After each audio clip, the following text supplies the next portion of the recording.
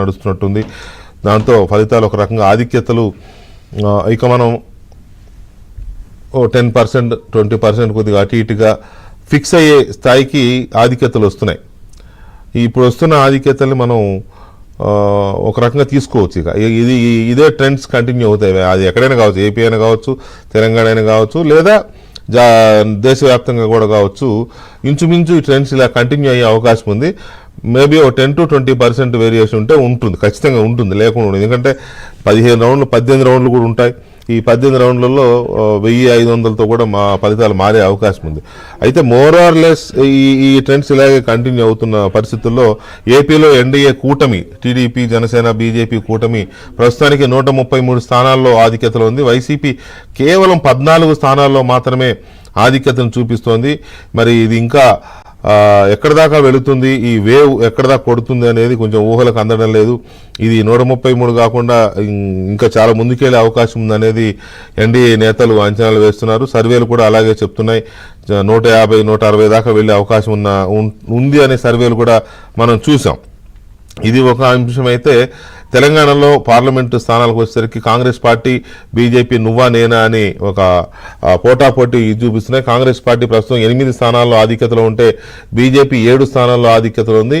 BRS 1 స్థానంలో ఆధిక్యతలో ఉంది. అది ఒక టఫ్ ఫైట్లో కొద్దిగా ఆధిక్యతతో ముందుకెళ్తుంది. ఎంఐఎం ఒక స్థానంలో ఆధిక్యతలో ఉంది. కాబట్టి ఈ టఫ్ ఫైట్ ఇటు ఎంతవరకు ఉంటుందనేది చూడాలి. రైట్. దేశవ్యాప్తంగా కూడా ఎన్డీఏ కూటమి 285 స్థానాల్లో ఉంటే కాంగ్రెస్ పార్టీ దాని వెనుకనే తరుముకుంటూ వస్తున్నట్టు కనపడుతుంది. 226 స్థానాల్లో కాంగ్రెస్ కూటమి ఆధిక్యతలో ఉంది. నిజానికి 400 టార్గెట్ పెట్టుకున్న ఎన్డీఏ కూటమి ప్రస్తుతం 280 దగ్గర ఉంది అని అంటే మరి ఇంకో 10-15 పెరగవచ్చు, 10-15 తగ్గొచ్చు. కాబట్టి అది ఎక్కడ దాకా వెళుతుంది, ఇది కూడా టఫ్ ఫైట్ గానే చూడాలి మనం. సో వీటి మీద ఒకసారి ఆంధ్రప్రదేశ్కి సంబంధించిన పూర్తి అప్డేట్స్, అలాగే తెలంగాణకు సంబంధించిన అప్డేట్స్ కూడా ఒకసారి మా input in-charge Srihari at a glance report ఇస్తారు. శ్రీహరి, ఆంధ్రప్రదేశ్ రిపోర్ట్ ఎలా ఉంది? వేగంగా మారుతున్నాయా, లేకపోతే ట్రెండ్ అలాగే కంటిన్యూ అవుతోందా? వికే, ఆంధ్రప్రదేశ్లో ఓటు సునామీ కాదు, ప్రస్తుతం కూటమి సునామీ కూడా సృష్టించబోతోంది అనేది చాలా స్పష్టంగా అర్థమవుతోంది. ప్రస్తుతం వస్తున్నటువంటి ఆధిక్యం చూస్తుంటే ఖచ్చితంగా ఏదైతే ఎన్డీఏ కూటమి, తెలుగుదేశం పార్టీ, భారతీయ జనతా పార్టీ, జనసేన కూటమి ఒక సునామీ సృష్టించబోతోంది అనేది మాత్రం చాలా స్పష్టంగా అర్థమవుతోంది.